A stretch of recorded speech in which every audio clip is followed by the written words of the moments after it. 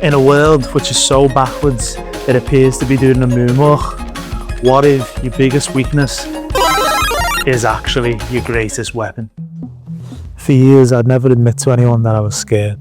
As a young lad growing up on a council estate, I learned very quickly that being scared is the worst thing you could be. You could beat people up or just generally be a horrible person, and somehow that wasn't as bad as being afraid. Being a menace is brave, isn't it? Ironically, as I got older, I realised the worst people were the ones who were the most afraid. It was actually burying the fear that they had that drove them to behave the way they did. But what if all your anger, your shame, your fear, and all those things that you were taught to bury were not your weaknesses at all? What if they were a form of magic? Magic that you could use to help yourself and other people. In a lot of stories, magic is reserved for those chosen few, not for the mere muggles. Magic is for boys born with special scars on their head, ancient wizards from a higher realm, and people who get bit by spiders. But what's more magical than connecting with a human being through pouring your heart and soul into a piece of music, art, or a story? That's why in Surviving Tallaght, magic belongs to those who are brave enough to bare the soul.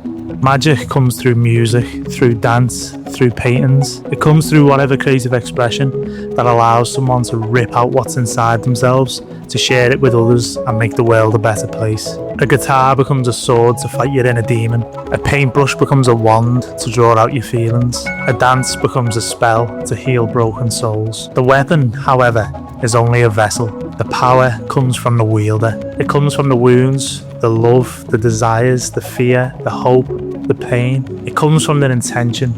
Because in Surviving Tallaght, magic isn't just about feeling something. It's about transforming that feeling into something that can save you and others too. I've always properly believed in the power of art and how it can deeply impact someone's life. How many times have you listened to a song and thought, that's exactly how I feel? How many times have you said, that's me, about a character in your favourite story? A performance can perfectly capture something you've felt for years but not been able to explain. A song can be a light in the darkest of times, and a painting can be proof that someone lived, that they felt something, that they survived something that they thought would finish them. Art is a weapon is a quote I heard when I was 14, and it stayed with me ever since, clinging onto me brain cells and hugging me heart in the darkest of times. Art is how we fight back and turn the pain into something beautiful. This is the foundation that Surviving Tallaght is built on. I didn't create this magic system because I thought it's cool, although I do think it is really cool. I created this magic system because art has saved me time and time again. So if you want to see art shown as not escapism, not as a way to pass the time, but the magic that it truly is, then I'd love for you to join me on this journey. A journey where trauma can become art can become a weapon, and where I bare my soul as I write my debut novel, Surviving Tallaght. Thank you for watching.